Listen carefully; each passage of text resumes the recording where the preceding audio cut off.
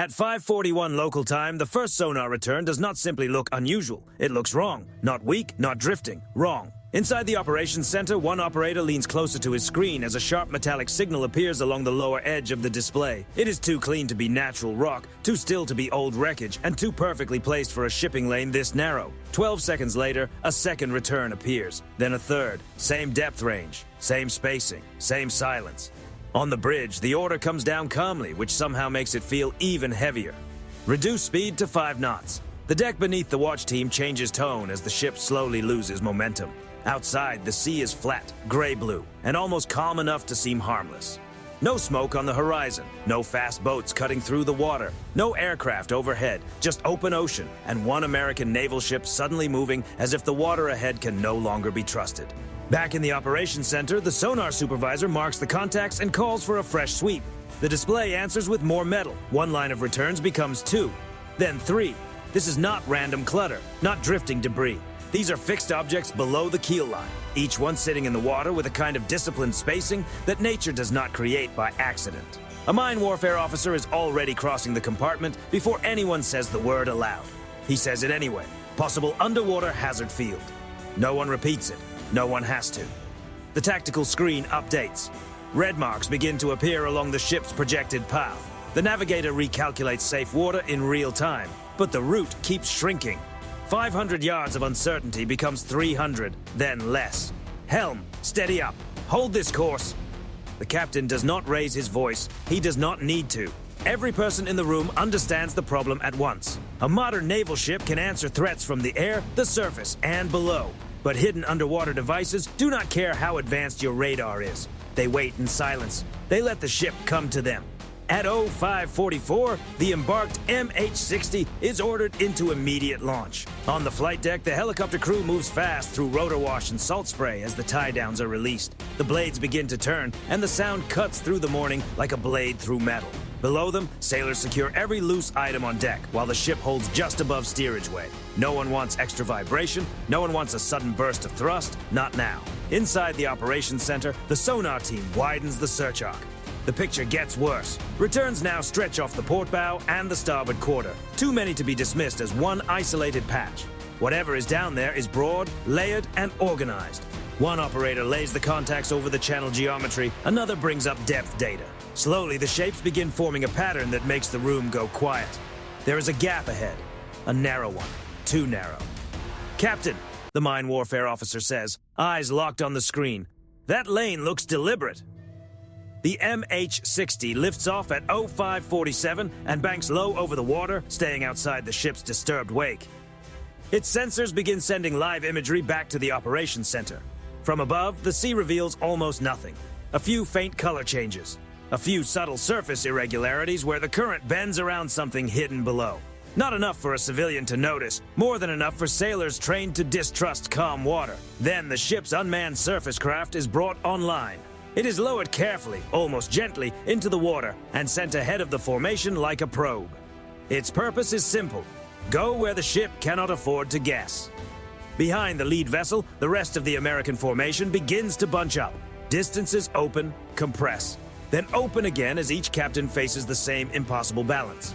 Stay too close, and one underwater contact could affect more than one hull. Spread too far, and the group loses cohesion inside restricted water. Over encrypted circuits, the reports stay short and controlled. No visual contacts on the surface. Maintaining separation. Standing by for revised track. At 0551, the drone's forward sonar confirms the first object. Round profile, moored, metallic, consistent with a naval device. Then another, and another. This is not one object, and it is not one simple line. It is multiple belts. Some appear anchored high enough to threaten a deep hull. Others sit lower, likely designed to respond to pressure, sound, or magnetic signature. This is not crude placement. This is engineering. Somebody studied how American ships move through confined water and built the layout to match. The captain studies the tactical display for 3 seconds, maybe 4. "I stopped thinking of it as scattered ordnance," he says. "Map the design." That changes everything. The officers stop looking for isolated danger and start looking for intent. The moment they do, the field begins to reveal itself. Dense clusters on both flanks, a tempting corridor in the center, choke points positioned exactly where a large ship would have the least room to turn. The open water ahead is not truly safe. It is only safer than the alternatives. This is not a wall, it is a funnel. At 0554, the mine warfare officer says the line nobody wants to hear. This wasn't placed to stop the first ship. It was placed to guide the entire formation. No one answers. Outside, the vessel keeps moving at 5 knots. A billion-dollar American naval ship creeps through the morning light as if one wrong decision could make the sea rise against it. The helicopter circles overhead. The unmanned craft pushes ahead. And every screen on board now shows the same truth in different colors. The U.S. Navy had not stumbled into underwater chaos. It had entered a design. It had sailed straight into a design. At 0555 local time, the corridor begins to close. The destroyer is still moving at 5 knots, barely fast enough to keep control of the helm. But now the illusion of open water is gone. Inside the Combat Information Center, the tactical display no longer shows scattered red marks. It shows something far more serious: structure. The contacts no longer look like random objects resting on the seabed. They look connected, arranged to guide, arranged to compress, arranged to decide where steel is allowed to move and where it is not. The unmanned surface craft pushes another 300 yards ahead of the bow and sends back a cleaner image. Its sonar outlines a row of moored objects curving across the starboard side. Even spacing, careful placement, each one positioned to push a vessel away from deeper water and back toward the center. The port side looks worse. There, the returns sit in tighter clusters, denser and slightly staggered, creating exactly the kind of uncertainty no captain can safely calculate around. One officer says what everyone in the compartment is already thinking. They place them on the turn. That is the first moment the field stops looking like a simple threat and starts looking like a map. On the bridge, the captain receives the update without moving. Ahead of them is a maze, a narrow gap still technically passable. But every new sonar sweep keeps cutting its margins smaller. Behind them, the rest of the formation is building up in cautious intervals. Ships large enough to defend themselves against missiles and aircraft are now being slowed by objects that cost only a fraction of a single interceptor round. At 0558, the MH-60 drops lower. From 200 feet, the helicopter crew scans the waterline with FLIR and high-resolution optics. Not because naval mines are easy to see from the air, but because anything connected to them might be. Surface markers, disturbed current, small control craft, deployment traces, anything. The helicopter's sensor operator pauses on a pattern just off the port quarter of the lead ship. 3 faint surface irregularities, not buoys, not natural chop. 2 fixed, 2 aligned. He tags them and sends the coordinates down. Seconds later, the unmanned craft confirms submerged metallic shapes directly beneath them. Now the lane ahead looks even tighter. At 0601, the first mine neutralization attempt begins. A remotely operated package is guided forward along the edge of the presumed safe corridor. There is no dramatic countdown, no raised voices. Just a few men in a dim compartment watching a live feed as a small machine inches toward an object designed to threaten a naval vessel from below. The package is placed. The drone pulls back. 3 seconds later, the sea jumps. The burst is compact, hard, and violent looking. A white column of water punches upward, then folds back into the gray surface with a heavy slap. On the bridge, everyone watches the plume fall. Inside CIC, they watch something more important. The disruption reveals more contacts. The shock pressure strips away uncertainty from the sonar picture. Hidden returns appear behind the first line, then beneath it, then offset toward the flank. What had looked like a single danger point is actually the forward edge of a layered belt. The mine warfare officer zooms out, runs a fresh estimate, and says it quietly. This field runs deep. No one asks how deep. The answer appears on its own as more overlays stack across the tactical plot. Contact counts climb quickly, then faster. Dozens become hundreds. Hundreds become a projection too large to say comfortably in a room full of professionals. This is not a small denial patch, not a quick disruption laid from a few small boats. This is a prepared underwater battle space. By 0605, the lead destroyer is no longer the only ship at risk. The entire formation is now part of the problem. A cruiser farther back reports reduced maneuvering room. Another destroyer signals that wake interaction is beginning to complicate station keeping. They cannot spread too wide without entering uncleared water. They cannot close too tightly without turning the column into a compressed formation. The geometry is doing exactly what it was designed to do. The field is not simply blocking passage, it is shaping behavior. Then electronic warfare picks up something new. A short burst, narrowband, surface-level source. Not far beyond the outer edge of the mine belt, a small contact flickers into view on the long-range camera feed. Too distant for a clean identification, but clear enough to reveal what matters. Someone is watching. Maybe a low-skimming drone, maybe a small surveillance craft. Either way, the signal burst lines up almost perfectly with the destroyer's slowed position inside the channel. Iran does not just know the field is working, Iran knows where the Americans are inside it. At 0608, the mine warfare officer gives the captain the whole problem in one sentence. This lane is not open water, it is a funnel. That changes the room. What had looked like the only way through now looks like the most dangerous part of the entire grid. The corridor is not there to let ships pass freely. It is there to make them pass exactly where the designer wants them. Slow, compressed, predictable, and unable to turn cleanly once committed. The captain looks at the tactical screen, then at the projected route beyond it. Dense clusters on both sides, false freedom in the middle. Choke points ahead, pressure to keep moving from the ships behind. Pressure to stop from the contacts ahead. Not chaos, control. At 6:10, the unmanned craft pings another line of contacts just beyond the visible corridor. The spacing is tighter now, cleaner, more intentional, like the closing edge of something built to leave no easy way out. And for the first time that morning, everyone on board understands the real danger. The US Navy has not reached the center of the field yet. It has only reached the part Iran wanted them to see. At 0611 local time, the box begins to form. Not on the surface, not through smoke or flame, but on a tactical screen. Inside CIC, the mine plot no longer looks like a defensive belt. It looks like architecture. Dense anchor points off both flanks. Layered influence devices beneath the center line. Narrow channels that appear open until they bend just enough to take away a ship's turning room.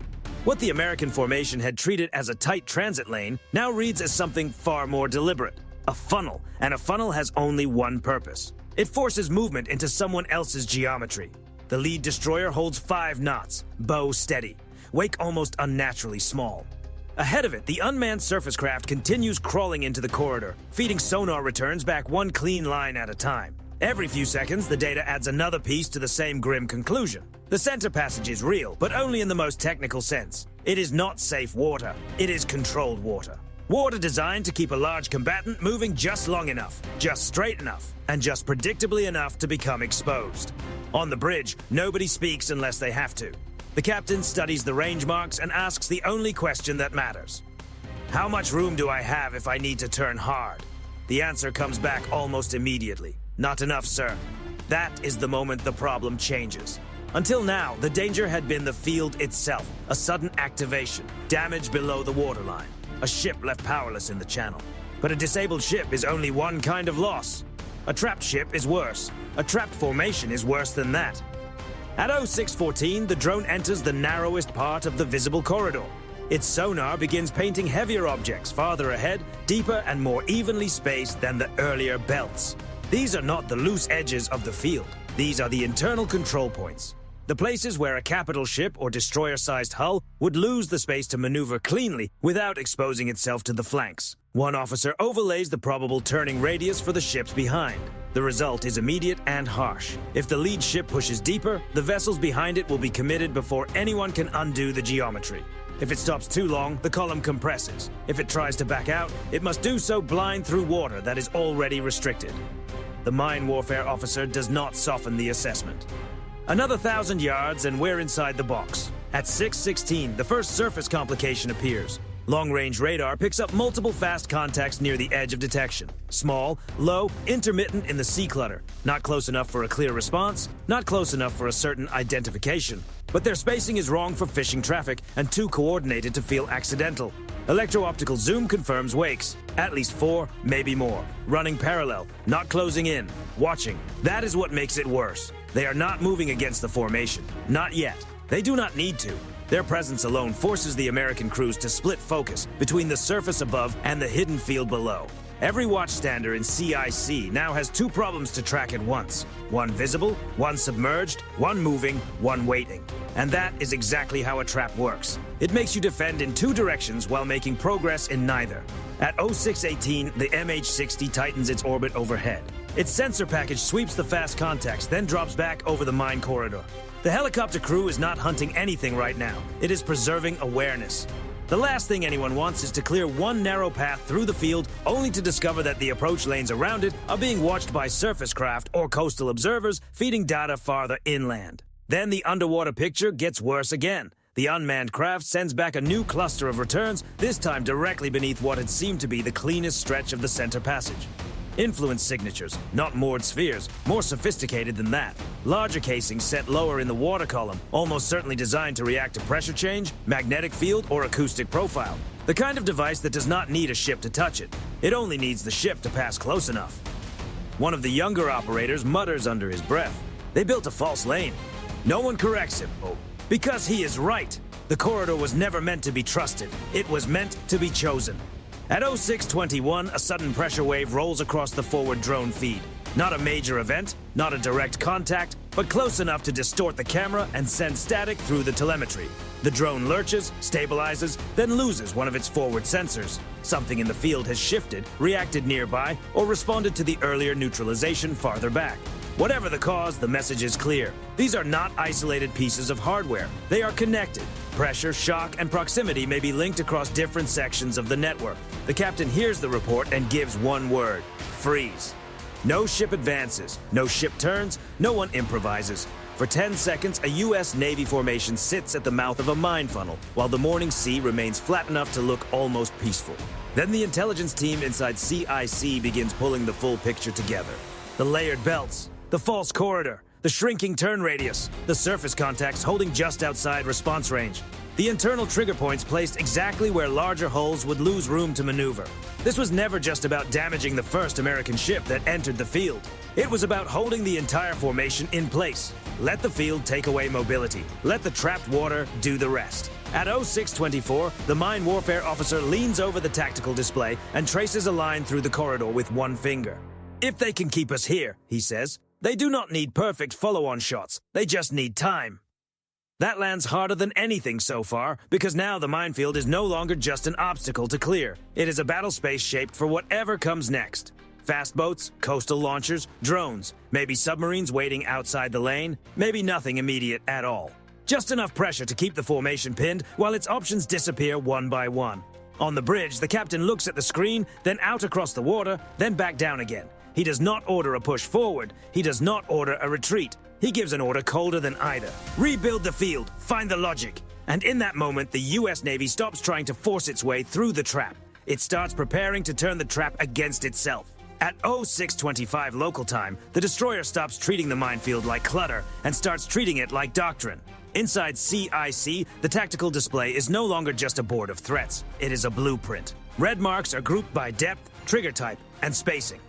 The mine warfare officer stands over the plot with 2 sonar specialists and an EOD technician. They are no longer asking where the next safe lane might be. They are asking a harder question. What keeps this entire field working? That shift changes everything. Up to this point, every instinct has pointed toward clearance in the traditional sense. Find one object, neutralize it, move forward a few hundred yards. Repeat. But this field is too large, too layered, and too carefully arranged for that. Clear it one piece at a time, and the formation could still be sitting here when the next phase of the trap arrives. The captain does not want the surface cleaned. He wants the structure broken. At 627, the first pattern emerges. The densest clusters are not actually the most important ones. Those are the walls.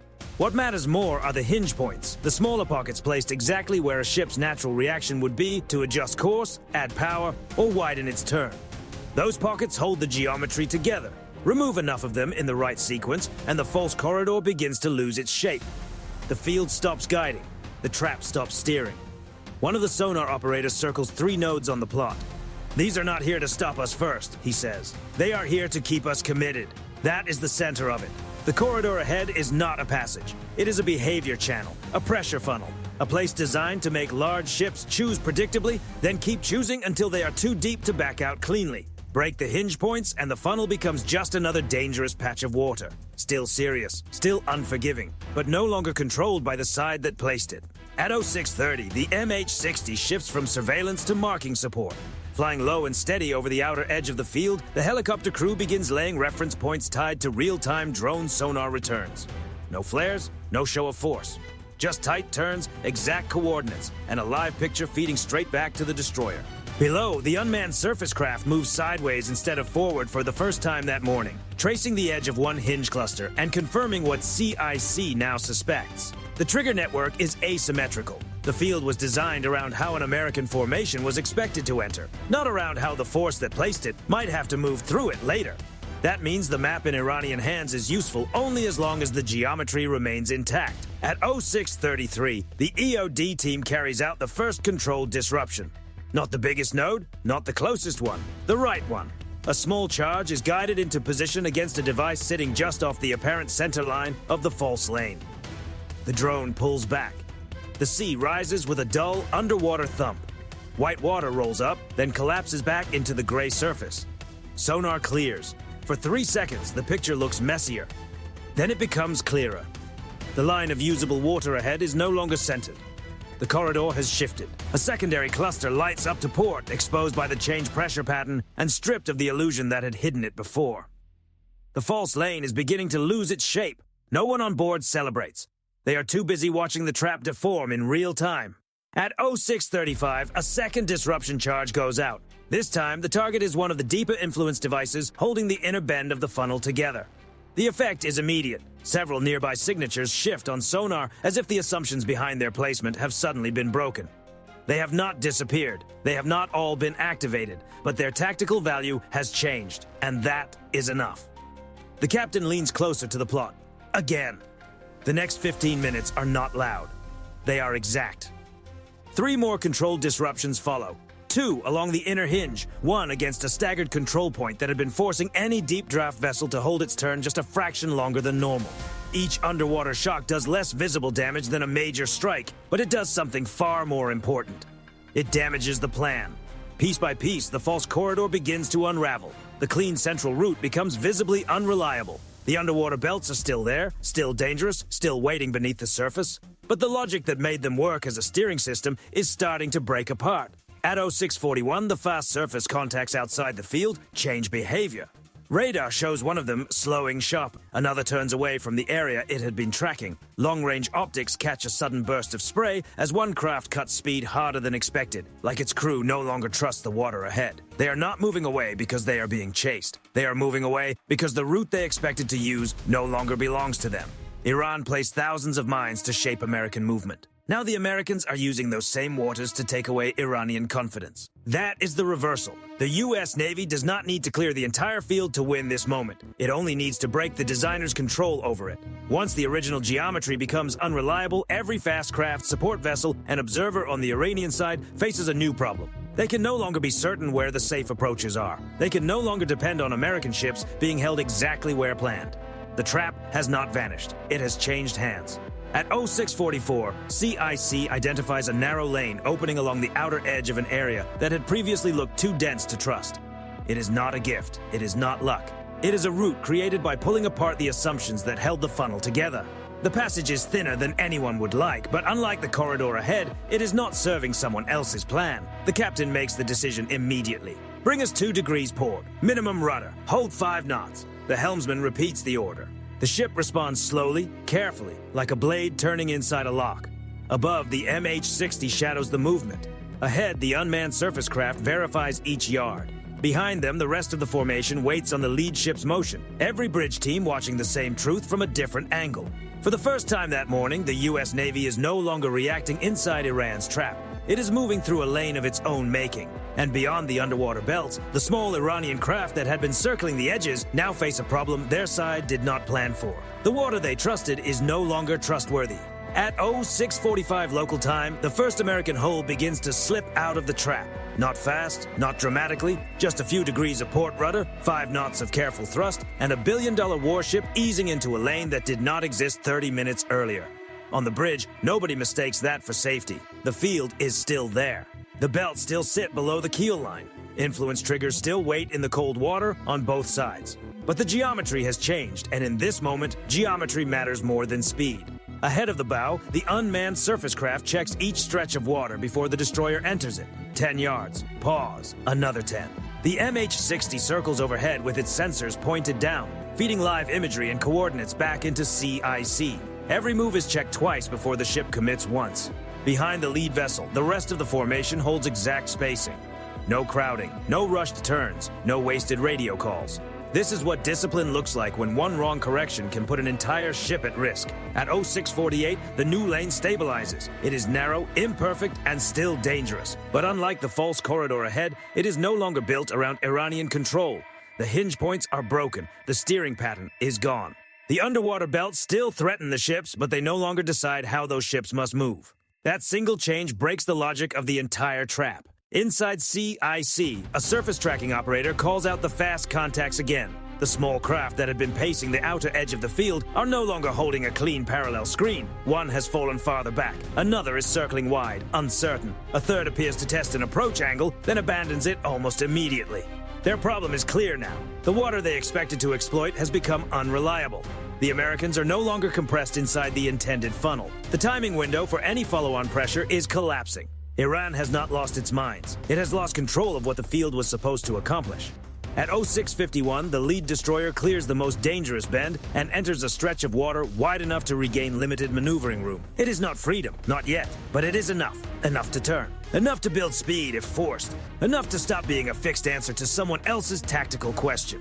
That moment moves through the formation without anyone needing to say much. A cruiser behind the lead ship updates its projected route and confirms alignment with the same lane. Another destroyer shifts half a degree to match the cleared track. The column is not escaping blindly. It is being drawn through by verified geometry, one hull at a time, through a channel created by breaking the field's internal logic instead of trying to remove every object beneath the surface. That is the real victory. Not spectacle, not a massive blast, not a last-second cinematic escape. Control.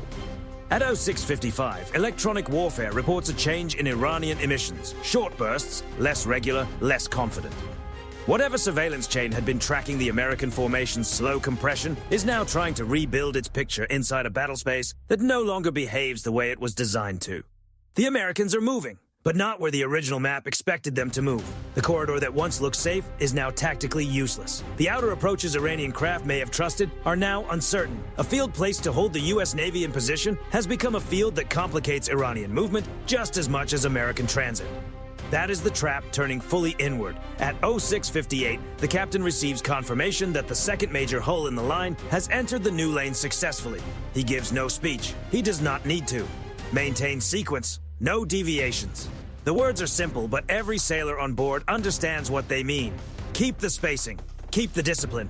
Do not give the other side a new variable to exploit. The destroyer's wake grows slightly longer as speed rises by a careful margin, just enough to preserve steerage with a little more confidence than before. Overhead, the helicopter widens its orbit. Behind them, the formation begins to stretch back into something recognizable as naval order, rather than compressed survival. At 0703, the mine warfare officer delivers the assessment the entire morning has been building toward. Transit restored, threat geometry broken. That is the line. Not field cleared. Not opposing force defeated. Not area secured. Threat geometry broken. Because that is what actually happened here. Iran placed thousands of underwater devices, not simply to affect the first American ship that entered the channel, but to shape a decision tree, slow the formation, funnel it inward, take away room to turn, hold it in place long enough for the next layer of pressure to matter. Fast craft, drones, coastal launchers, maybe submarines, maybe only intimidation. The exact follow-on threat did not matter. The field's purpose was to make all of them easier. Instead, the U.S. Navy read the field for what it was, found the hinge points, and pulled the design apart from the inside. By 0707, the immediate pressure of the box has faded.